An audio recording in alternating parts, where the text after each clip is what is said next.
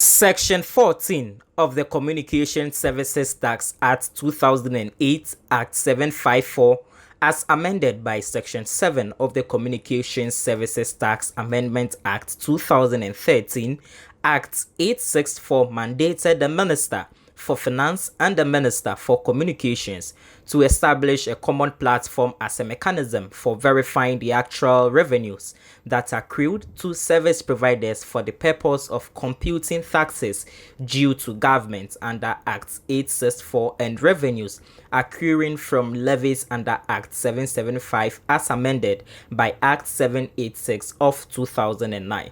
Pursuant to this, Government of Ghana signed a contract with the KELNI GVG on 27 December 2017 to monitor traffic, fraud management, and plug revenue leakages, as well as verify mobile money transactions of the telecommunication companies in the country. The National Communications Authority (NCA) and the Ghana Revenue Authority (GRA) are the implementing agencies and beneficiaries of this project. The signing of the contract generated a lot of public debate, with some civil society organizations and individuals raising concerns about lack of transparency of the contract amount and the speed at which it was rushed through Parliament for approval.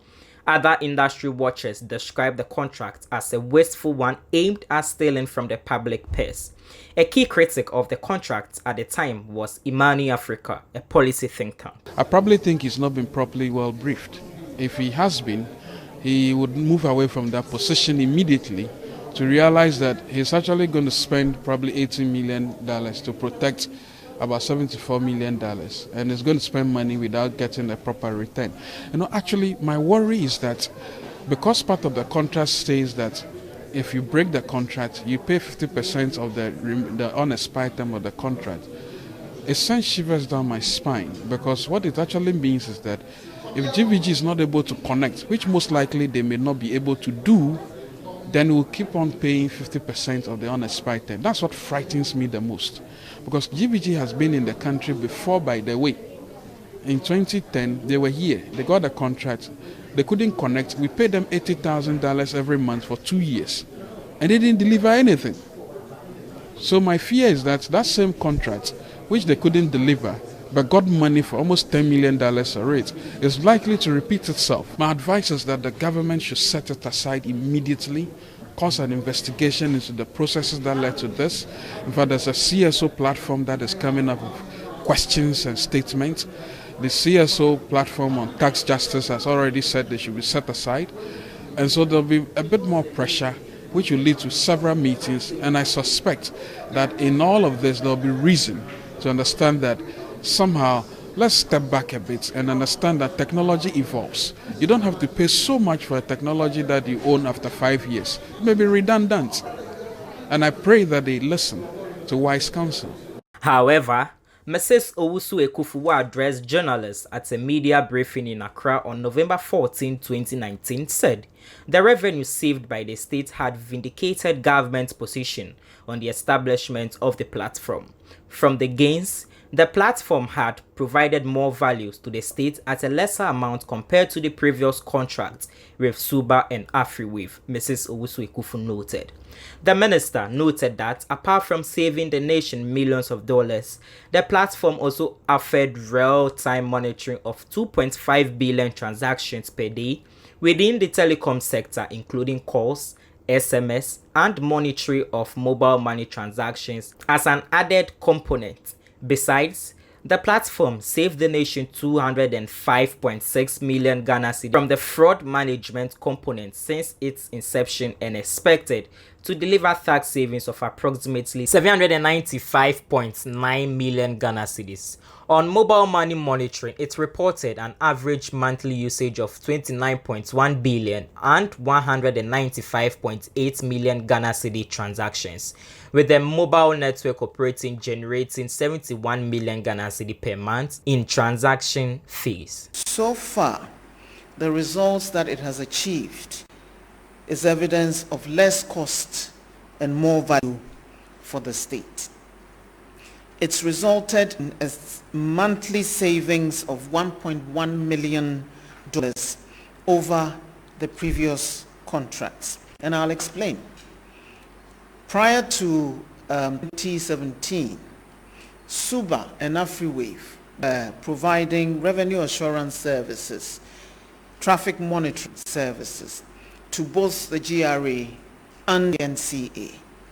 And they were paying in excess of $2.5 million every month for those services to both agencies. So cumulatively, they were paying $2.5 million to both NCA and GRA. The common platform provides a savings of $1.1 million per month on those previous contracts because, and so it was able to disaggregate exactly what was coming from which activity of the operators. For mobile money monitoring, the common platform has reported an average monthly usage of 29.1 billion cedis, 195.8 million transactions, with 71 million cedis generated by the operators in transaction fees each month. Further breakdowns of transaction types for informed policy making decisions are also possible with the platform. This is of particular interest to me, but this is where the finance minister and I diverge, because I think that that 71 million which is generated by the operators in transaction fees, they ought to pay taxes on that revenue to the state. We're still having conversations about that. And let me add here that nobody is talking about actual mobile money transactions that are conducted by individuals. However, I'm interested in the revenues that the mobile network operators earn from the transaction fees that all users of the service pay to them. And I think the GRA ought to be having a conversation with them. Mrs. Owusu Ekufu observed that prior to the introduction of the platform, the nation lost 300 million Ghana cedi in taxes between 2015 and the first quarter of 2017 due to potential under-declaration, while an estimated 470 million Ghana cedi was saved in taxes between March 2017 and to date, while a potential 1.5 billion Ghana cedi would have been lost if the platform were not implemented.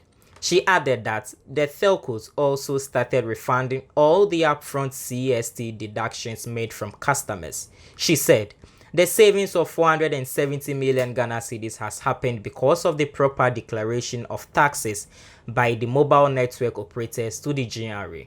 Under declarations have also been detected from the introduction of the common platform.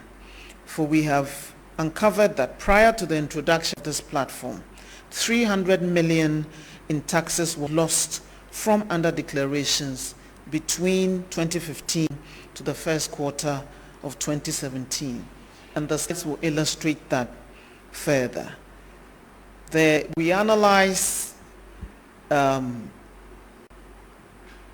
communication service tax, VAT, NHIL, and GET fund declarations to GRA from 2015 to date, and notes that prior to the announcement of the establishment of the common platform in 2017 March, there had been significant fluctuations and differences in the declarations made for VAT and CST, which should have paid because they're largely from the same fields. But there were significant variations in the declarations made for VAT and NHIL prior to March 2017, when we held a stakeholders forum and announced the establishment of the common platform.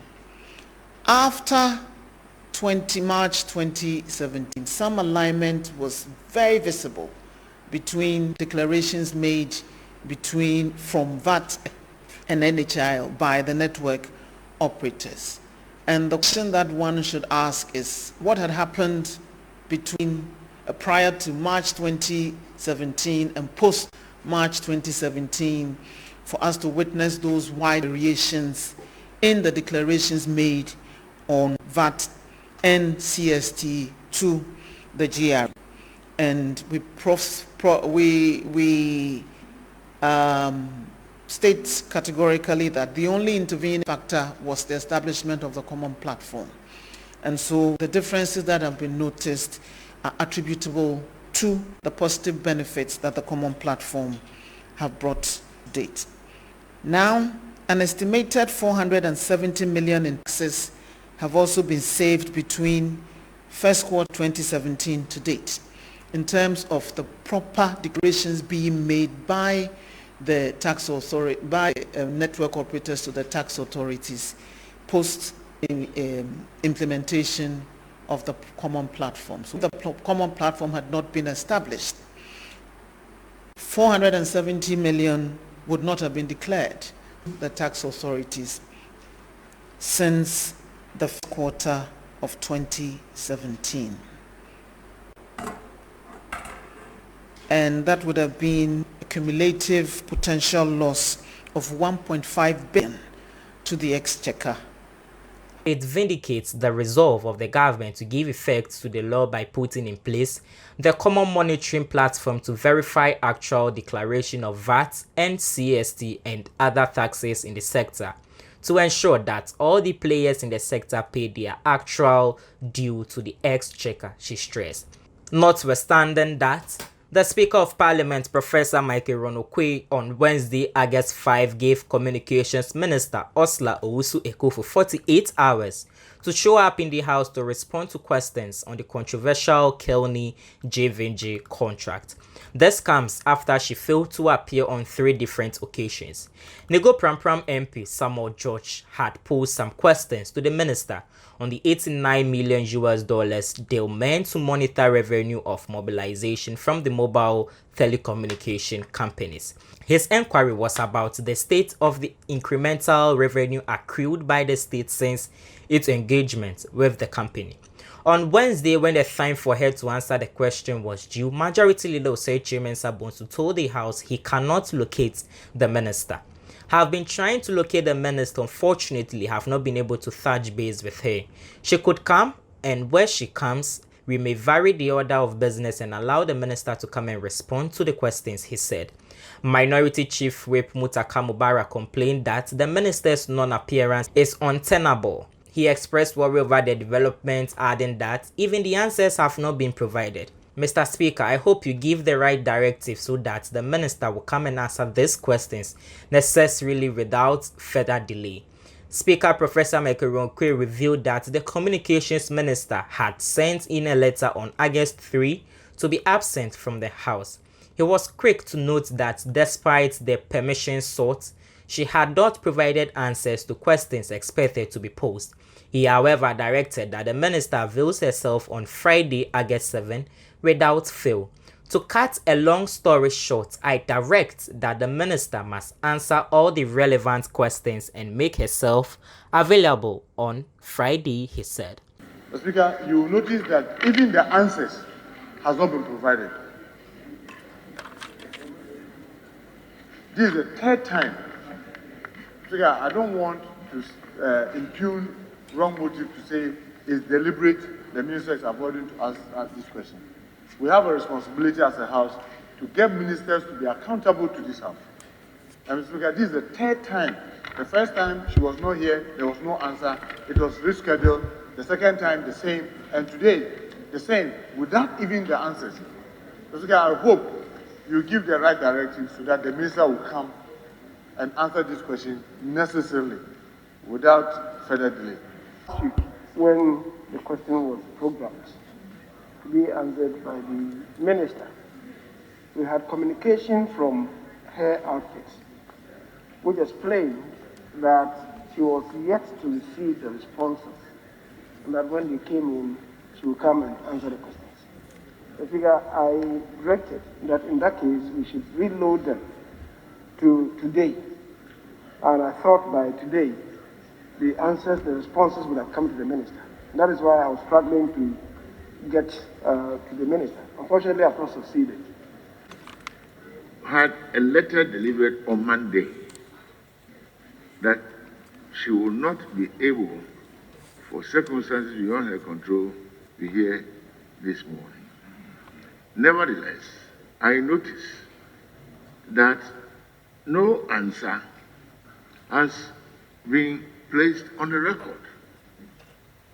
To cut a long story short, I direct that the minister must answer all the relevant questions and make herself available on Friday to answer the relevant questions. On Friday, August 7, 2020, Honorable Mrs. Osla Owusu Ekufu appeared before Parliament and she gave explanations to why she wasn't able to honor the initial 3 invites by Parliament. Mr. Speaker. Honorable Minister. Thank you, Mr. Speaker. Mr. Speaker, we received communication from the House dated the 27th of July, requiring the Ministry of Communications to respond to certain questions on the 28th of July. This letter from Parliament dated 23rd July was received by the Ministry of Communications on the 27th of July. Upon receipt, the letter was forwarded to the respective agencies to provide their response. Because of the late receipt of this letter, it was not possible for the ministry to attend upon the House on the 28th of July when we were required to respond to the listed questions. And we sent notification to the House to that effect on the 27th of July. We were later informed that we would have to attend upon the House on the 5th of August to respond. Mr. Speaker, as at the 3rd of August, we had not received the response from the National Communications Authority or the National Information Technology Agency. And so we accordingly wrote to the House on the 3rd of August to notify the House of our inability to attend upon the House and respond. The communication from the National Communications Authority and the National Information Technology Agency was received yesterday on the 6th of August. And I have a copy of that for the records if you so require. It was received on the 6th of August from the Ministry of Communications. And so it disabled us from responding and attending upon this House on the 5th of August, as we were required to. And we notified the House on the 3rd that as at the 3rd, we hadn't received it. In view of the holiday, intervening holiday, I believe that was why the House was notified late about the communication from the ministry to the effect that we'll be unable to attend upon the House. With the enormous respect that I have for the House, there is no way that I would willingly or willfully refuse to attend upon the House to answer any question asked by honorable members. She proceeded with the answer to the parliamentary questions posed to her. KELNI GVG was contracted on 27 December 2017 to build and operate a common monitoring platform, which is an integrated single platform connecting to nodes in the networks of all mobile network operators and the Interconnect Clearinghouse, where traffic and revenues can be monitored. The National Communications Authority and the Ghana Revenue Authority are the implementing agencies and beneficiaries of this project. Mr. Speaker, the common platform has 4 main components: fraud management, traffic monitoring, revenue assurance, and mobile money monitoring. The results achieved so far indicate that with less cost, we've achieved more value for the nation. The introduction of a common platform has resulted in savings of $1.1 million monthly over the previous contracts, resulting in a total saving of $66 million over the 5-year contract period. The NCA was previously paying $915,969 to AfriWave, while the GRA was paying $1.675492 million to SUBA, totaling $2,591,462 every month. The NCA now pays $596,490, while the GRA pays $894,735, a total of $1,491,225 every month. This gives us a saving of $1.1 million every month on the contracts as signed with KELNI GVG.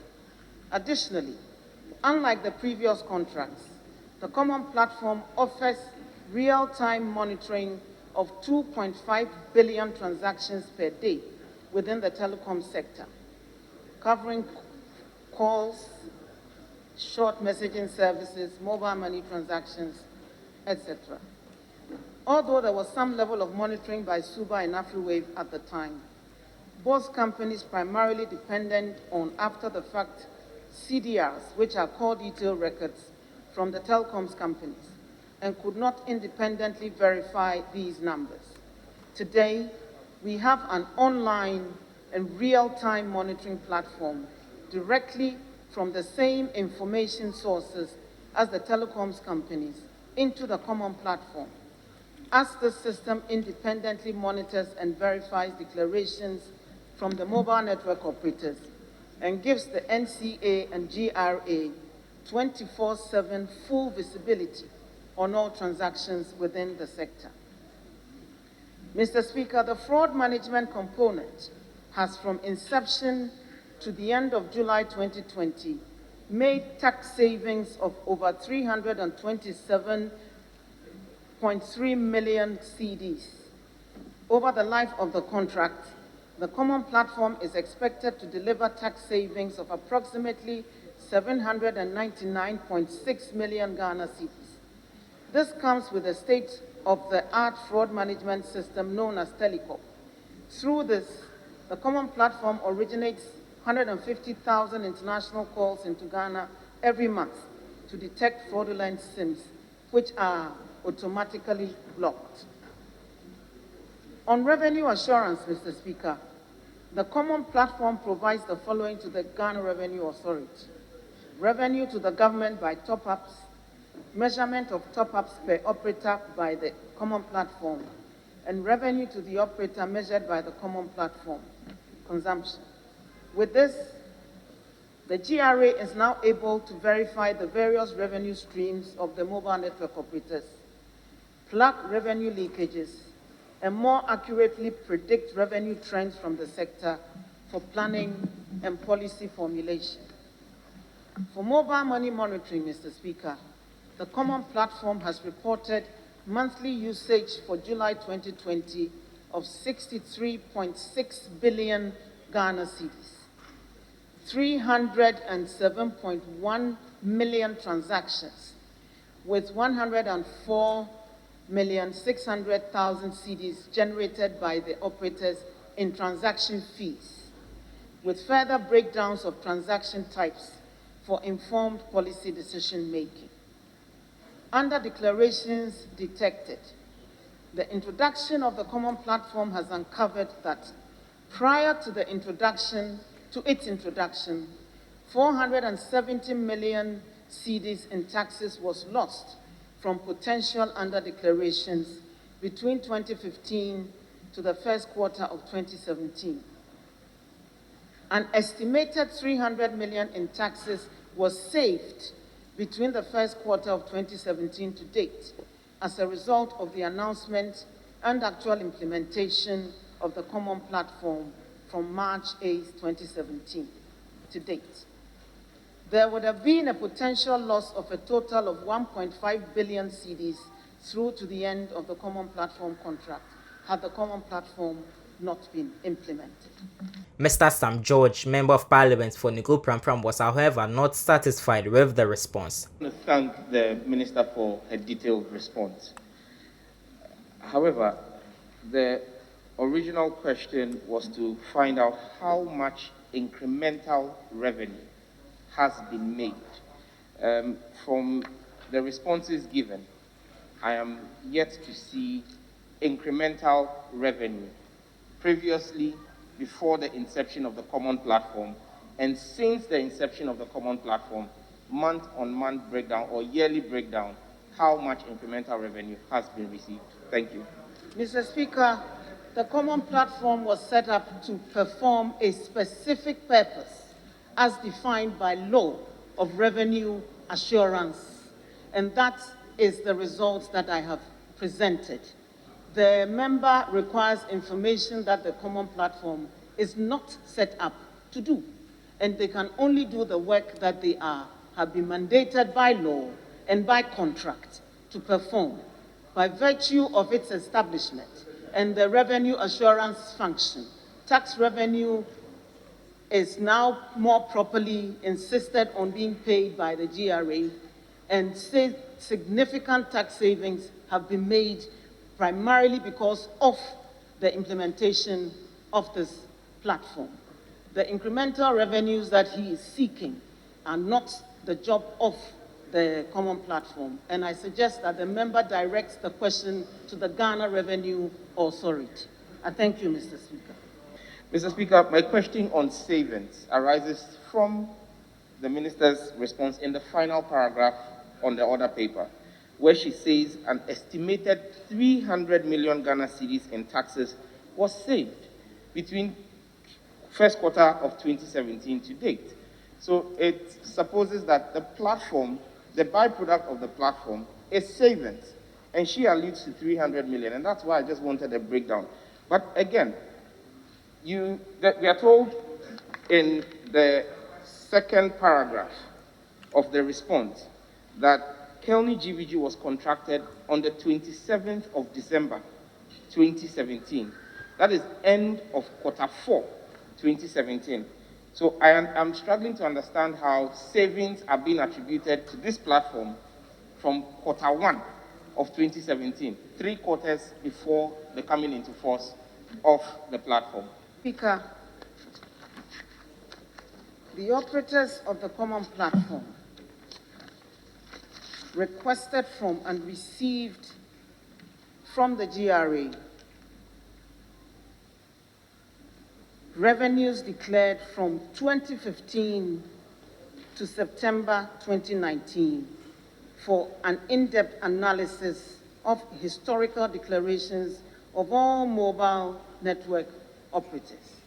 It is the analysis of that data vis-a-vis the analysis of the results of the common platform that makes it clear that some significant under-declarations were being done by the network operators prior to the inception of the common platform, and the trend is clear. The analysis has been provided to the Ghana Revenue Authority, which has also conducted its own investigations into the matter and will take the appropriate actions as required. Data is like gold. Once you do not mine it and refine it, you cannot extract information from it. But when you conduct the proper data analysis using the relevant tools, there's a wealth of information that you can uncover, even those which some may be seeking to hide from you. Thank you, Mr. Speaker. It gives me worry as a lawmaker and as a citizen, given COVID, where government revenues are being affected, that if we have under declarations by MNOs in our country, and if we see fraud management components of the common platform detecting or making savings of so far 327.3 million Ghana cedis, should we not be seeing prosecutions if truly there are such infractions of the law, per the response of the minister? We want to once again state that these claims, though be they potential and estimated, have not been brought to the attention of our members at all. And it's also contrary to the ongoing working relationship between ourselves, the Ministry of Communication, the NCA, and GRA, and their technical partners, KELNI GVG, regarding the common platform. Nothing, that it does not support these allegations that have been made. The Ghana Chamber of Telecommunications has refuted claims by the minister that telecommunications companies underdeclare taxes due government. In a press statement signed by its CEO, Dr. Kenneth Asibe, he said, telcos operating in the country, namely Airtel Tigo, MTN, and Vodafone, are good corporate citizens. He said, the content of the answer by the Communications Minister, Oslo Uswekufu, given on the common platform in Parliament on Friday is almost similar to the earlier press conference held on the 14th of November 2019. The Chamber reiterated that these claims, although potential and estimated, have not been brought to the attention of its members, and on the contrary, the ongoing working relationship between the Ghana Revenue Authority, National Communication Authority, and their technical partner KELNI GVG regarding the common platform does not support these allegations. Mr. Asibe said the mobile industry is deeply concerned about the continuous recurrence of these claims and the fact that standard audit principles and practice that characterize our members, dealing with regulators, continue to be breached. Such findings, if indeed were the case, will be shared with our members for their response and reconciliation before onward engagement with external parties and the media. We want to once again state that these claims, though be they potential and estimated, have not been brought to the attention of our members at all. And it's also contrary to the ongoing working relationship between ourselves, the Ministry of Communication, the NCA, and GRA, and their technical partners, KELNI GVG, regarding the common platform. Nothing, that it does not support these allegations that have been made at all. And we need to stress that as an industry, we have not underdeclared any taxes. All the audits and things that have been done, have not shown that, and our relationship with the owners of the common platform and their technical people does not support this assertion at all. We would be seeking audience with a select committee of Parliament so that we can also go and state our case and possibly get assistance of Parliament to be able to get whatever reports, that actual report of that, if really exists, will be brought to our attention so that our members would be able to explain with evidence of actual payments that have been made, so that we will be able to address this. So in the coming days, we definitely would be going to Parliament. The big question of the day is that, what's the actual figure? How much did the nation lose before signing on to the common platform with KELNI GVG? Because in November 14, 2019, at a press briefing, the communications minister stated categorically that the nation lost 300 million Ghana cedis in taxes between 2015 and the first quarter of 2017 due to potential underdeclaration, while an estimated 470 million Ghana cedi was saved in taxes between March 2017. Underdeclarations have also been detected from the introduction of the common platform.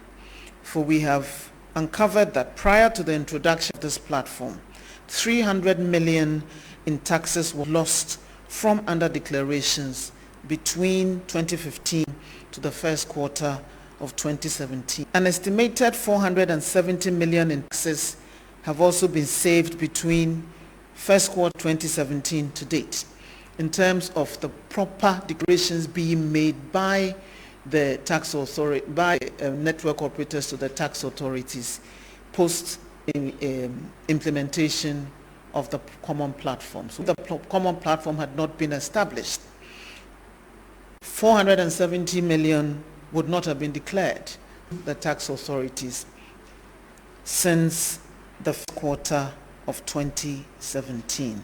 However, When she was invited to Parliament on Friday, August 7, she said prior to the introduction of the platform, the nation lost 470 million Ghana cedi between 2015 and the first quarter of 2017 due to potential under-declaration, whilst an estimated 300 million Ghana cedi was saved in taxes between the first quarter of 2017.